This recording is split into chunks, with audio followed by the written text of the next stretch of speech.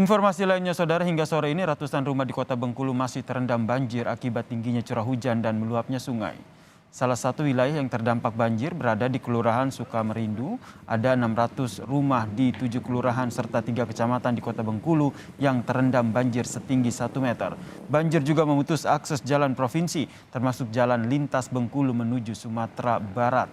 Diduga banjir disebabkan tingginya curah hujan dan meluapnya Sungai Bengkulu. Kencangnya. Tapi kalau sebelumnya itu nggak begitu deras, itu udah naik, tapi nggak kuat. Ini tadi malam jam 7 tadi malam itu kencang sekali air masuk dari sungai. Di Pekalongan, Jawa Tengah, saudara, banjir juga masih merendam permukiman hingga petugas harus mengevakuasi warga yang rumahnya terdampak banjir di Desa Pait, Kecamatan Siwalan, saudara. Setidaknya ada 11 desa di 2 kecamatan Kabupaten Pekalongan yang masih terendam banjir. Tidak hanya di Kabupaten Pekalongan, gedung pemerintahan di Kompleks Perkantoran Setda Kota Pekalongan dan juga sekolah juga terendam banjir. Tingginya curah hujan dan meluapnya sungai diduga jadi penyebab banjir. Total saat ini, saudara, ada 664 jiwa yang mengungsi.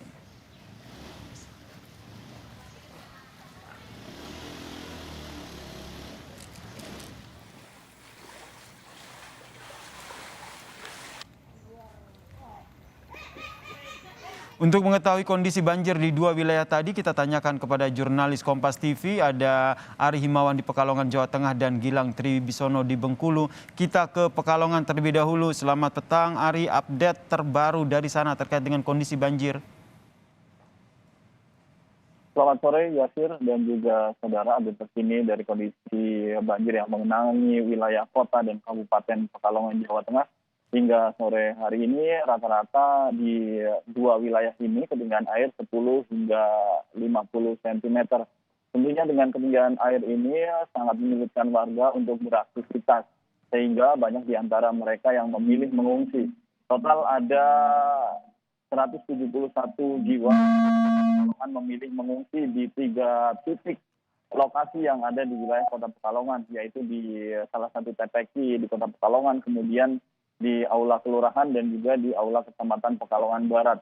Kemudian kalau di Kabupaten Pekalongan, banjir yang mengenangi 11 desa sudah mulai surut. Tinggal beberapa desa saja, tercatat ada 4 desa yang masih kondisi airnya masih membuat warga kesulitan untuk beraktivitas, sehingga ada sekitar 100 warga mengungsi di salah satu titik yang ada di jalur Pantura. Kemudian banjir yang melanda wilayah Kabupaten dan Kota Pekalongan sendiri hingga kini masih terjadi karena memang intensitas hujan yang sangat tinggi sejak hari Sabtu hingga sore hari ini. Lihat di belakang saya, gerimis masih mengguyur wilayah Pantura, terutama di Kota dan Kabupaten Pekalongan. Dan mereka yang mengungsi umumnya membutuhkan obat-obatan dan juga selimut dan matras, karena terpantau dari tadi saya ke tempat pengungsian, bantuan seperti obat-obatan belum turun di lokasi, sehingga mereka membutuhkan itu, Yasir.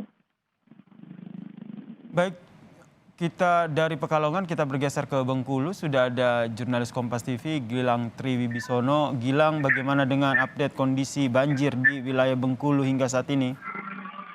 Ya, selamat petang, Yasir dan juga saudara. Banjir yang merendam sebagian wilayah di Kota Bengkulu hingga Senin petang saat ini masih merendam. Sedikitnya ada 3 kecamatan yang terdampak banjir dengan total 623 rumah warga yang terdampak terendam banjir dengan ketinggian antara 20 hingga 1 meter. Di tempat saya melaporkan ini berada di perumahan Ejuka, menjadi salah satu lokasi yang cukup parah terendam banjir musiman ini. Pemerintah Kota Bengkulu melalui Badan Penanggulangan Bencana Daerah Kota Bengkulu melaporkan banjir ini merupakan banjir kiriman dari wilayah pegunungan karena curah hujan yang tinggi pada Sabtu hingga Minggu dini hari tadi.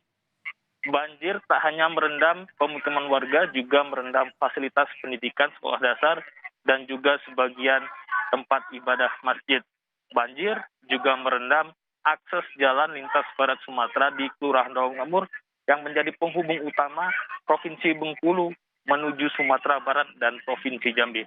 Kepolisian Resor Bengkulu telah melakukan rekayasa lalu lintas dan mengalihkan arus kendaraan yang terendam banjir di Kelurahan Rawamakmur. Saat ini penutupan arus telah dilakukan hingga waktu yang tidak bisa diperkirakan. Berikut rekaman wawancara kami pada petugas siang tadi. Masih lihat situasi di kondisi, mengingat saat ini banjir yang menutupi badan jalan sudah setinggi batas lutut. Sehingga kalau memang memungkinkan dan terjadi surut, akan kita buka kembali. Jalan Kalimantan ini kita melaksanakan pengalihan arus. Untuk arus laling kita alihkan ke jembatan Pasar Bengkulu. Dan satu titik lagi yang di Jalan Irian kita alihkan ke Jalan Danau. Ya Yasir, hingga saat ini banjir masih merendam, namun tidak ada hujan di Kota Bengkulu. Demikian laporan dari Kota Bengkulu, Yasir. Terima kasih jurnalis Kompas TV Gilang Triwibisono atas informasinya dari Bengkulu, dan sebelumnya ada Ari Himawan dari Pekalongan.